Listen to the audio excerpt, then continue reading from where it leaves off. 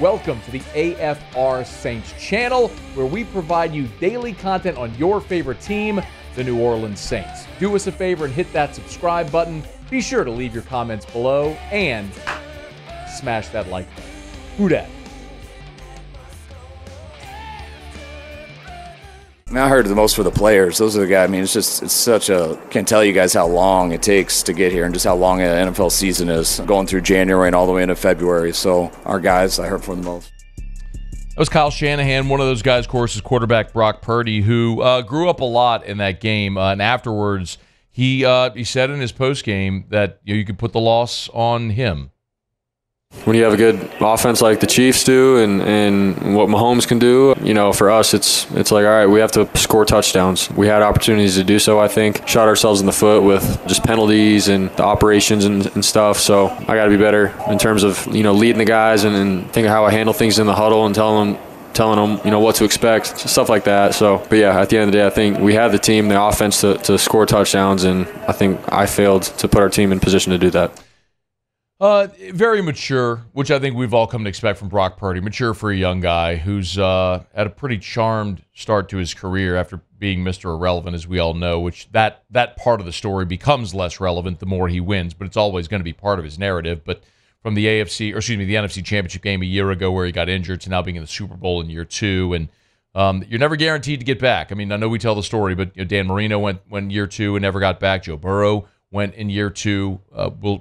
A long runway still, but there are cautionary tales about just assuming that you'll get back. I mean, part of the conversation about Mahomes that makes me chuckle when people talk about, is Mahomes the greatest, this or that? Patrick Mahomes now has 3 in 5 years. Tom Brady won his first 3 in 4 seasons, from the 2001 season to the 2004 season. He won 3 in 4 years. They didn't win another one for a decade.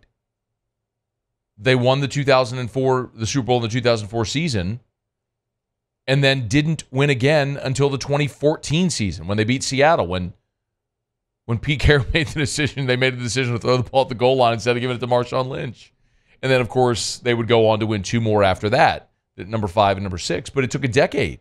They got there a couple more times and lost to the Giants in 2007 and 2011. So it's just, we try to draw these big, wide, sweeping conclusions way too prematurely, and it was all the conversation people were having last week, but let it play out. It's fun to watch as it does happen. So,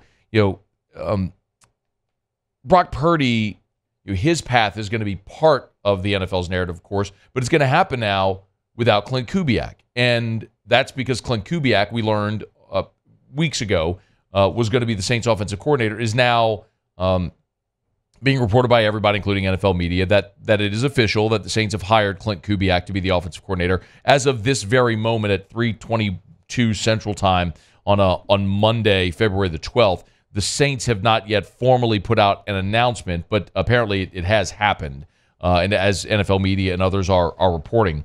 And I did watch the Super Bowl through that lens, kind of with a closer eye on what San Francisco was doing offensively because of Kubiak. Now, it is also fair to say, how much of the offense is Kubiak and how much of the offense is Kyle Shanahan?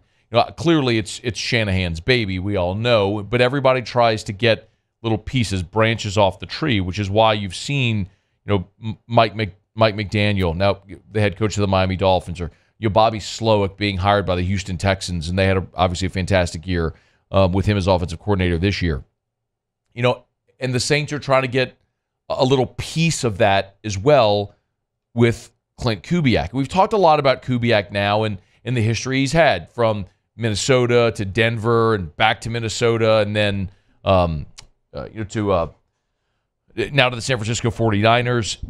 And I think specifically when I look at the game, I think my biggest takeaway offensively for the Niners had nothing to do with the passing game. It was the running game early, like how much they had the running game going, and then the Chiefs kind of put the clamps down, started to stop the run, and the Niners had to then throw the ball. And Purdy had a nice day, not a great day, a nice day. Most of what they do is putting the quarterback in situations to have success.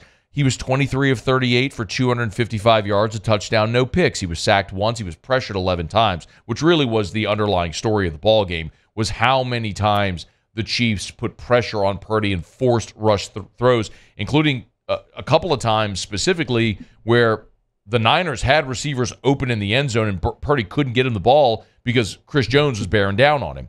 So that was a huge part of the game, but Purdy's rating was 89.3. His QBR was 69.8. So it was just good. It wasn't great, but like San Francisco didn't lose the game because of Brock Purdy, but you could look specifically at Patrick Mahomes at times in that ball game and say he made the plays that you needed your superstar to make. 3rd and 4, and he made them with his feet. 3rd and 4 around left end when he took on 2 defenders right at the line to gain. The 4th and 1 play where they ran the zone read to the right side, he kept it and darted up the middle for 12, 13 yards. Patrick Mahomes made those plays when he had to. He wasn't flawless, but in crunch time when you had to have it, the best player in the NFL made those plays like Patrick Mahomes did, and Brock Purdy isn't that. There was a couple of nice plays he made. The 4th down completion to Kittle was a clutch play. It was a really good call and put the ball right on him as he had to. The 3rd and 2 in overtime, I thought was a huge play when he found Brandon Ayuk on the left sideline. I mean, that was a beautiful throw on the sideline in a small window and got it. It made the right read, made the right throw, and it was perfect. There were some of those, but I think you look and you say, okay, well, with Klint Kubiak coming in, how much can he elevate what the Saints are?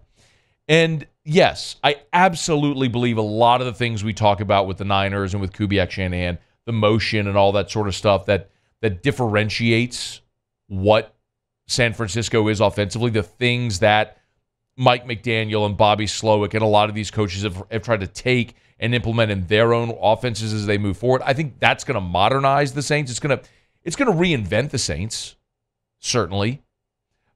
But ultimately, what this Saints team is going to need more than scheme from Klint Kubiak is players. I mean, yes, I'm very, very much in favor of this hire. As we've talked about, I think Klint Kubiak is exactly the direction that the Saints needed to go for an offensive coordinator. They got younger, innovative, new ideas outside of what their norm had been. I'm for that, very much so. But more than anything, more even than a new offensive coordinator, the Saints need players. They need better players at every spot on the offense. I mean, the San Francisco 49ers had 4 first-team All-Pro members on their offense. Christian McCaffrey, Kyle Juszczyk, George Kittle, Trent Williams. 4 first-team All-Pros. And Brandon Ayuk was second-team All-Pro. That's 5. You had 5 All-Pros on this offense, and I didn't even mention Deebo Samuel, who has been an All-Pro in his career. So for the Saints, I'm excited about Kubiak bringing ideas in, but this offseason for New Orleans is going to be far more about how you get younger and more talented on the offensive side of the ball. You're stuck with Derek Carr, and you know how I feel about that. I don't need to go down that road again. But y'all, you saw the impact Christian McCaffrey had on that Super Bowl. First player in the history of the Super Bowl to have 80 yards receiving and rushing in the same game. The fumble was brutal, but the touchdown catch was awesome. The running back index over at NFL Media at NFL.com, their metric, ranked Alvin Kamara 30th this year. And you could say, well, who cares about what a computer says? Maurice Jones-Drew, who's a good running back in his own right, ranked all of the NFL running backs, and he had Alvin Kamara 30th. You've got an aging running back. You've got a bad offensive line. You've got a mediocre quarterback. Michael Thomas isn't going to be back. I mean, I just mentioned George Kittle was first-team All-Pro this year at tight end. You've got Foster Moreau, Juwan Johnson, who certainly did not produce at the level we had sort of hoped or expected relative to what the Saints invested in them. So I don't know if the thought is, hey, just bringing in Klint Kubiak is going to make the Saints offense look like the Niners offense, because the biggest difference is you don't have the 6 All-Pros on the offensive side of the ball that they do. You got to get younger and you got to get better. And that's going to be a huge impetus for this team in free agency and the draft. You've got to get better on the offensive line. You hope Kendre Miller can really emerge at running back and give you that versatile threat. You got to get another receiver in the room. Chris Olave is fantastic, and Rashid Shaheed's a game breaker. But you need more guys you feel like you can count on. Maybe it's A.T. Perry, maybe it's not. What do you do at tight end? Is Brock Bowers there at 14 when you pick? If so, that's awesome, because then you have a guy you feel can produce like Kelsey or Kittle, that type of versatile tight end who can be a dynamic presence in the passing game, but also can be an inline blocker if you need to put his hand in the dirt and be physical. So, yeah, I mean, there are opportunities for this team, and I'm excited about Kubiak, but they got to improve their talent, because that more than anything is what's going to get them to where they want to be offensively if it's being a competitive team again in the scheme of competing for a championship, to get to the playoffs and be a championship caliber team. Hey, thanks so much for watching. Please leave your comments. I love to interact, and be sure to hit the red subscribe button below.